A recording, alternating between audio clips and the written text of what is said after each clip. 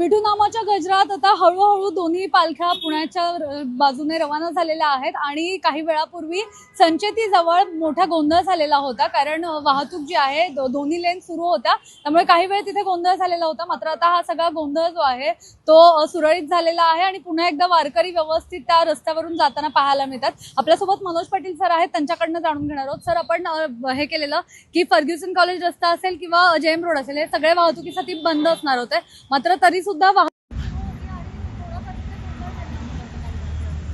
वाहतूक अजूनही सुरू आहे. म्हणजे तुम्ही शिवाजी रोड सुरू आहे आणि फर्ग्युसन कॉलेज रोड सुद्धा सुरू आहे. याच्यामुळे कुठेही वारकऱ्यांच्या मुवमेंटमध्ये कुठलीही बाधा येत नाही. पुणे पोलिसांचा मेन जो एम आहे तो वारकऱ्यांची सुरक्षितता हा सर्वोत्तम आहे, परंतु त्याच्यामुळे पुणेकरांना वाहतुकीचा अति त्रास होऊ नये याच्यासाठी ही योजना करण्यात आलेली आहे. आणि जे गोंधळ तू म्हणली ते फक्त 10 मिनिटाचा गोंधळ होता आणि तो गोंधळ नव्हता. ज्या वेळेला आपण ट्रॅफिक बंद करतो त्यावेळेला जे टेल राहिलेली आहे ते टेल येऊन पुढे ती टेल निघत होती. सो 10 मिनिटापेक्षा जास्ती गैरसोय झालेली नाही आहे. ती सुद्धा त्या ठिकाणी पोलीस होते, त्यांनी प्रॉपर सुरक्षा केली. खरं तर एकदम सोपं असतं वाहतूक पोलिसांना की सगळे रस्ते बंद करून ठेवायचे सकाळपासून आणि मग छान बसता येतं. तर याच्यामध्ये कौशल्य हे आहे की नागरिकांची सुद्धा असुविधा नाही झाली पाहिजे. जेवढं आवश्यक तेवढेच ट्रॅफिक रेस्ट्रिक्शन्स आहेत.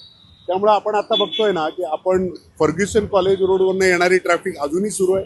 या रस्त्यावरती कुठेही तुम्हाला वारकरी दिसणार नाहीत, कारण ज्या वेळेला पालखी येते तेव्हा संचेतीवरून उजवीकडं पालखी, हे पालखीचं जेव्हा हेड असतं तेच वळतं. इतर जे वारकरी असतात ते संचेतीवरून एकतर शिवाजी रोडने पुढे जातात किंवा RTO मार्गे जातात किंवा बरेच जण येरोडा मार्गे जातात. ज्या वेळेला या रस्त्यावरती पालखी येईल त्यावेळेला इथं ट्रॅफिक रेस्ट्रिक्शन येईल. या जाणाऱ्या येणाऱ्या वाहनांना विनाकारण थांबावे लागणार नाही. म्हणजे सोपं असतं, ते बंद केलं की मग छान असतं ते, पण तसं नाही आहे. आम्हाला वारकऱ्यांची सुरक्षितता ही परमोच्च आणि उच्च तर आहेच आहे, पण याच्यामुळे विनाकारण सर्वसामान्य नागरिकांना त्रास होऊ नये ही आमची इच्छा आहे. सर, मग साधारण म्हणजे आपण किती वाजता हे सगळे रस्ते बंद करणार आहोत? कारण वारकऱ्यांचं काय आहे, आपण जसं बघितलं की वारकरी थेट आता पुण्यामध्ये येतात, त्यामुळे वेळ आपल्याला नक्की माहिती नाही. काय हे घड्याळावरती नाही चालत. जी मुवमेंट आहे पालखीची, त्या पालखीच्या मुवमेंटचं आम्ही हेड आणि टेल हे आयडेंटिफाय केलेलं आहे. या हेड आणि टेल हे लाईव्ह आहे. मला सगळ्यांना विनंती आहे, divergent.punepolice.gov.in याच्यावरती आपण सुद्धा बघू शकता.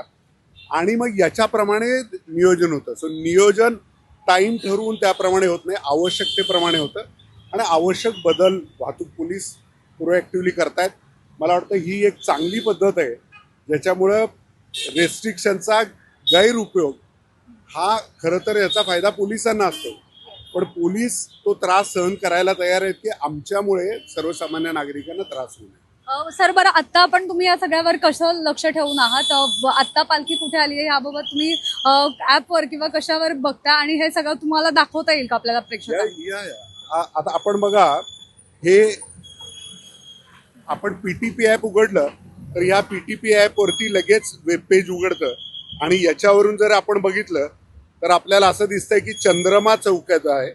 इथे पालखी सध्या ज्ञानेश्वर माऊलींची आलेली आहे. थोड्या वेळात पुढच्या एक अर्ध्या तासात ते संगमवाडी या ठिकाणी जाणार आहे. आणि तुकाराम महाराजांची जी पालखी आहे त्याचं आता एक्झॅक्ट लोकेशन जर बघायला गेलं तर चर्च चौकमध्ये. हे लाईव्ह लोकेशन आहे, त्यामुळे ज्यांना कोणाला दर्शनासाठी यायचं आहे, हे जर ॲप आपण बघितलं तर तुम्ही बरोबर ज्यावेळेला एक 10 मिनिटामध्ये पालखी येईल असा अंदाज याच्यावरून सुद्धा येतो. ते जर केलं तर तुम्हाला थांबायला लागणार नाही, तुम्हाला पटकन दर्शन मिळेल आणि तुमची गैरसोय सुद्धा होणार नाही. नक्की सर, आता एकूणच आपण किती पोलिसांचा, वाहतूक पोलिसांचा किती बंदोबस्त आहे आपल्याकडे या संपूर्ण मार्गावर? यावेळेला आपण साधारण 1100 वाहतूक पोलीस हे पुण्यामध्ये वापरतोय आणि मला अनेक लोकांना धन्यवाद द्यायचे आहेत की जवळजवळ 500 व्हॉलंटियर्स यावेळेला आलेले.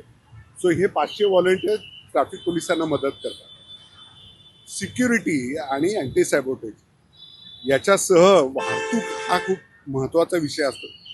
वाहनांचा मुळे वारकऱ्यांना त्रास होणार नाही ही खबरदारी योग्य पद्धतीने घेतली तर पालखीची मुवमेंट चांगली होती.